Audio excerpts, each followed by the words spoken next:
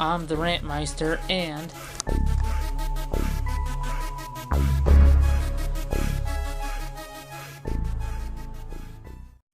hey everyone, and welcome to the Rant Show. I am your host, Adam, aka First Man, aka the Rant Meister, aka Mr. Rant.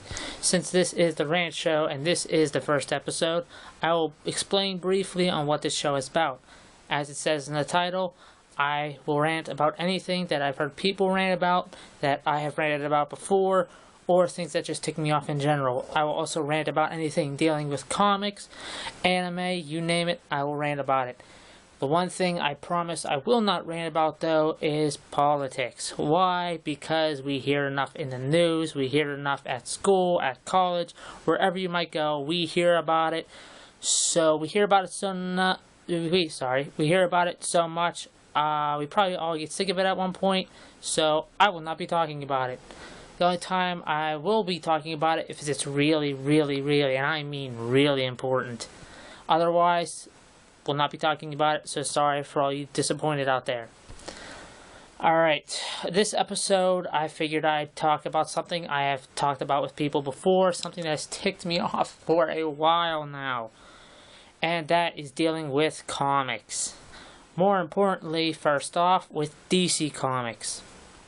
Now, this has ticked me off for a while, and this has to deal with pretty much like relationship storylines, more so with DC, with the relationship storyline between Dick Grayson and Starfire, aka Corey Anders. Now, if there's one thing, not with just DC Comics, but with comics in general, that have ticked me off in general, is how predictable their relationship storylines are. More so with Corey Anders and Dick Grayson. It would not kill comics in general out there to have quote-unquote a happy ending for once.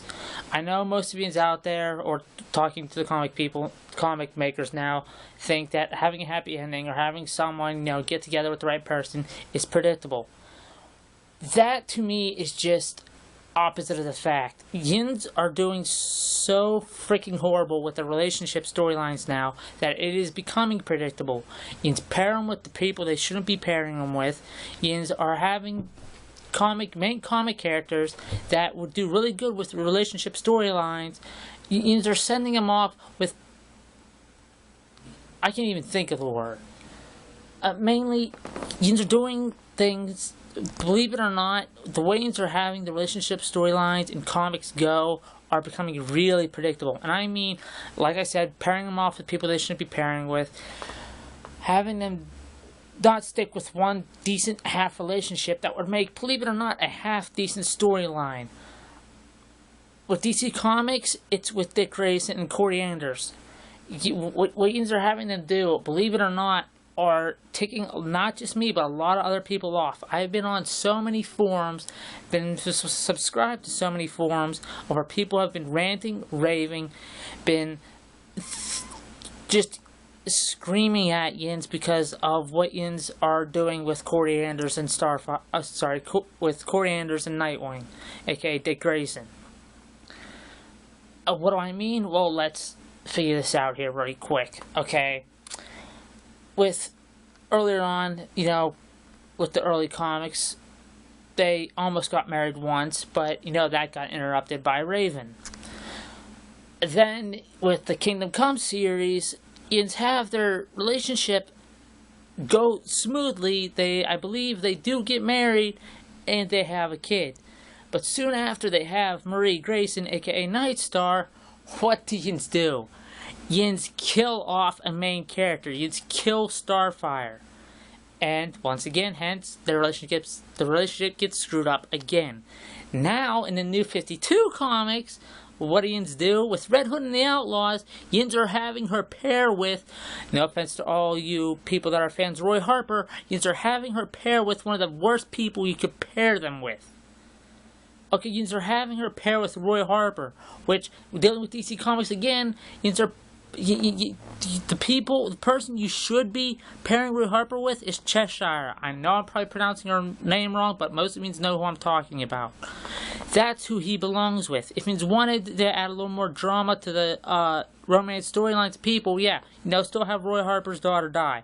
And, maybe for a while have him and Cheshire split up. But eventually get them back together. Just like Dick Grayson and Starfire. You should have them paired together. Why? Because it would make a good relationship storyline. If you want to create a little drama, have them split for a while, maybe have something happen to Marie Grayson or one of them or whatever, but have them ultimately two stay together. It would not kill you to have a good relationship storyline, have a quote-unquote happy ending. I know, like I said, some of you might think that's becoming too predictable, having a happy ending. No, but what you're doing now are too freaking predictable. I cannot count you how many times dealing with romance storylines I have read DC Comics, and not just DC Comics, but other Marvel comics, but with other comics in general too, to where I can predict, okay, 10 comics later, this is gonna happen. And what happens? It happens. It would not kill yins, Marvel included, and all the other comic industries out there, to have a quote-unquote good ending. And I know I've already mentioned Marvel Comics here more than once. With yins, it would have to be, it would have to be with Alex Hayden, aka Agent X, and Inez. Some of you know who I'm talking about. What's happening with Alex Hayden right now in comics? Nothing, because why? Yins aren't even putting him in comics anymore. And last time I checked, Inez shows up in comics briefly, and last time Yins had her doing anything romantically storylized, Yins had her laying with Deadpool, which, same with Roy Harper and Starfire, is a completely bad pair-off. It would not kill Yins to have a quote-unquote happy ending. It would not kill Yins to have actually pair someone that's good for the other. In Marvel's case, Inez and Alex Hayden. What yins are doing with all the relationship statuses of most of your comic characters, relationship storylines, is becoming too predictable. Yins are not having a quote-unquote happy ending, which I know with yins too, yins are probably thinking, well, happy endings are predictable. Well, what yins are doing are becoming more predictable than that. It would not kill you to have a happy ending. With yins, like I said, with Alex Hayden and Inez. And just like with Dick Grayson and Starfire, I've been on so many freaking forums where people are ranting and raving about Alex Hayden mainly not being in comics anymore, and about Yins not pairing him with Inez, that it's becoming ridiculous. And like I said it before, I'm not, well, I'm sure I haven't said this yet, but I'm not talking out of my butt here. If any, I know I've said I've been on forums where people have been ranting and raving about this. If any of you want proof that what I'm saying is true, message me on my YouTube channel, and I will give you the frigging links of these forums about people ranting and raving about this. I am serious. With DC Comics, yins are just, I can't even think of the word right now. You should be having two characters that should be paired together, and you're not. And yet you're sticking her with Starfire with Roy Harper, who shouldn't even be paired with him. Well, I won't say necessarily sticking together.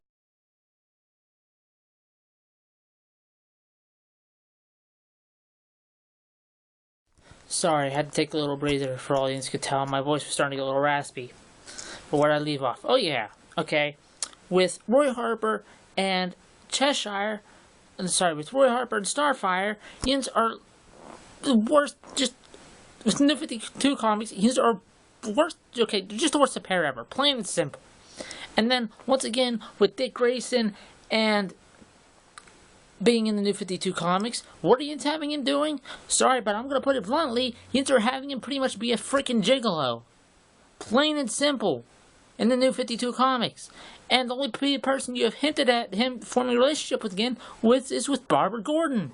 Which, I know a few people out there are for, but the first person you should be pairing him with in the first place that you should have already paired him with is freaking Starfire. And like I said, we're dealing with Alex Hayden and Inez, and dealing with Dick Grayson and Corey Anders. I'm not the only one talking about this. Like I said, if you want the links for the forums I'm talking about, message me on my YouTube channel, and I will give them to you.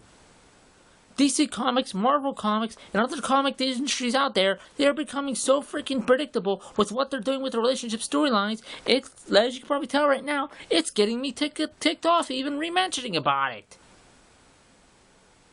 So pretty much, plain and simple, you just need to get it through your thick skull to quote-unquote have a happy ending every once in a while.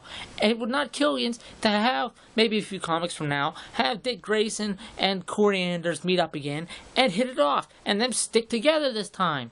And it would not kill Marvel for every once for maybe a few comics down the road, start up Alex Hayden showing up in comics again, and same with Inez, and having them pair up. It would not kill you to have a quote-unquote happy ending, because everything else is becoming way too freaking predictable dealing with the relationship storylines.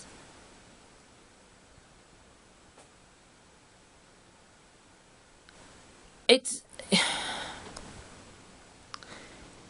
pretty much, you need to get outside of the box, plain and simple. I cannot think of anything else to say about this. I think I've driven my point about this. I think a few out there who aren't really into comics are even probably agreeing with me at this point. What DC Comics, what Marvel Comics, and what with all the other comics out there are doing right now with the relationship storylines is becoming too freaking predictable. It would not kill you to have a quote-unquote happy ending. Mainly with this man's point of view and hundreds of others out there with Dick Grayson, Corey Anders, and with Alex Hayden and Inez.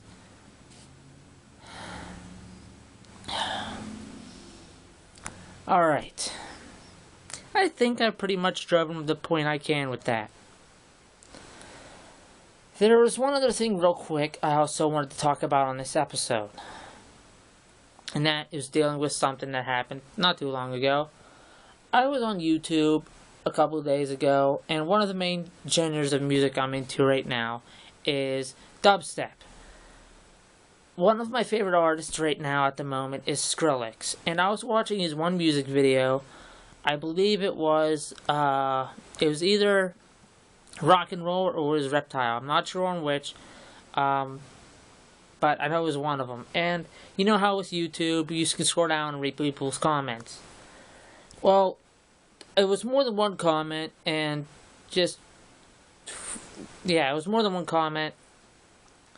And if I can remember the people's screen names, I'd give you their screen names too. But I can remember the comments clearly, so I'm not lying about this. And if you scroll through his music videos, you probably see them too, so you'll know that I'm not lying.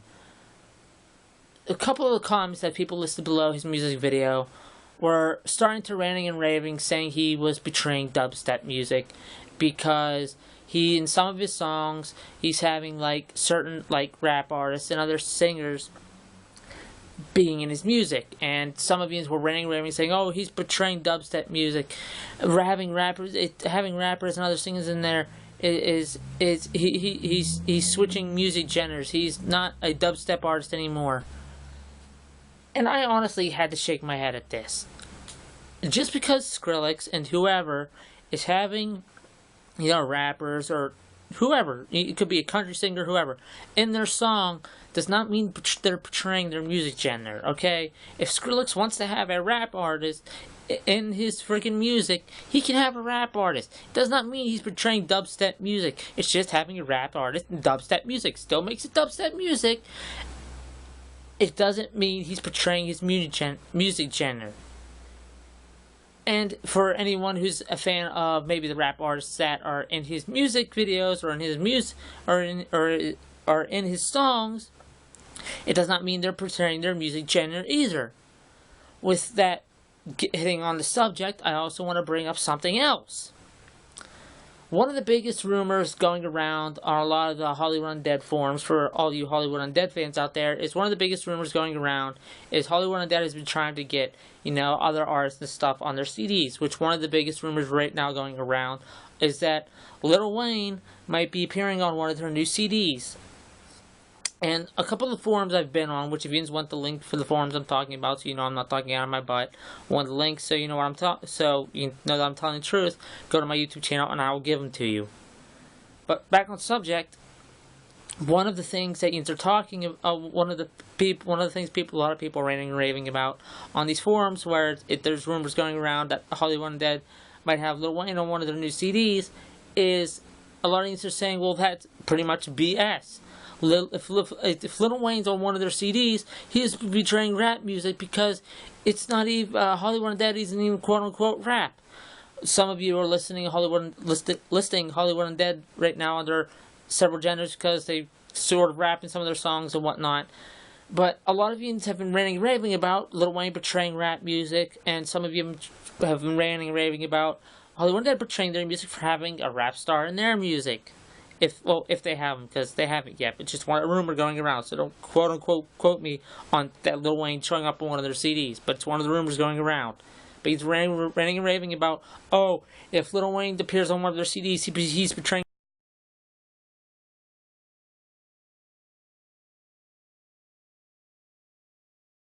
Sorry, once again, had to take a little breather. As you could tell, my voice was starting to get raspy. But where was I? Yes. Okay, once again, dealing with the forums about the rumors going around with Hollywood Undead and Lil Wayne.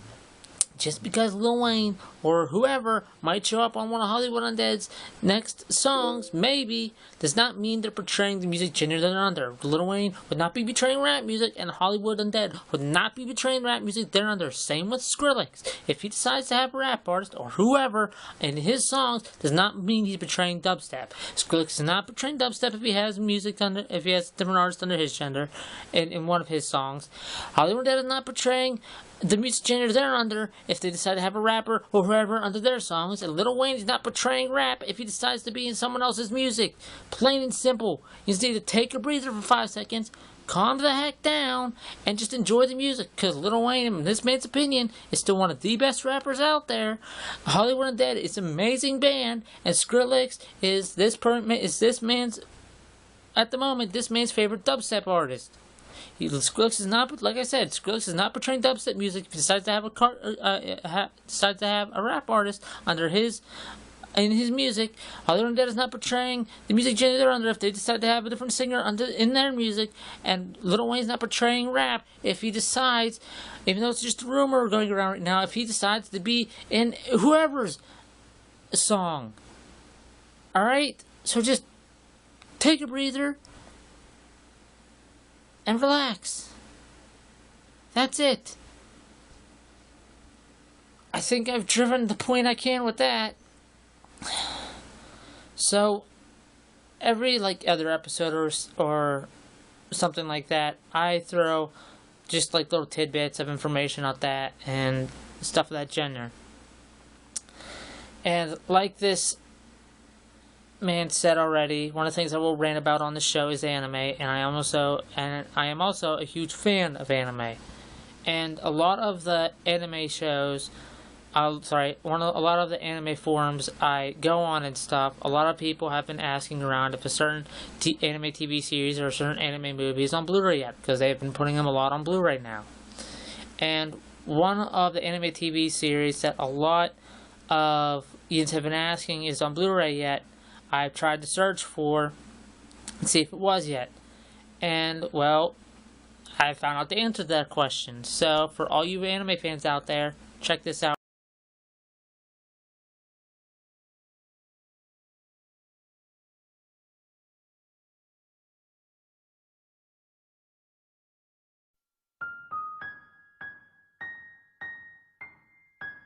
I'm Tomoya Okazaki of Class D. And my name is Nagisa Furukawa of Class B. It's very nice to meet you.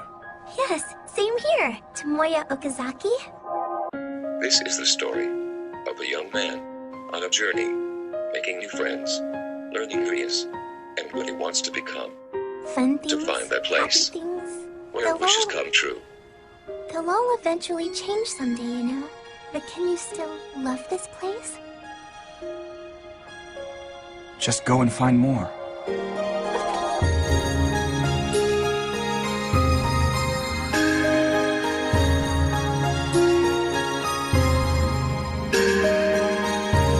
All you have to do is find other fun and happy things. It's not so hard. Tomoya Okazaki. Come on, let's go. Nagisa Furukawa. Cool man.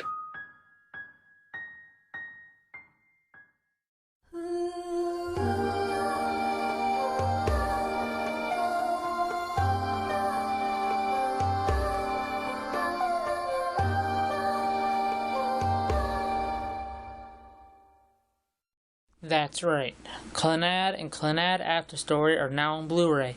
The main two websites that I found that you could get those on, that you can buy them on Blu-ray now is eBay and Amazon. So I'm sure there are other websites out there where you could buy them now, but Clannad and Clannad After Story, for all those you wondering, is now on Blu-ray. So check it out, buy it if you want, and in this man's opinion, if you haven't watched Clannad yet, Clannad and Clannad After Story is a very good anime show. So, check it out if you have the time. Well, that's about it for this episode of The Rant. I am Adam, aka First Man, aka The Rantmeister, aka Mr. Rant. I hope you enjoyed this episode, and please stay tuned for the next one. Peace. Is F2.M. My name is First Man Fool, that's who I be. So all you other fools better recognize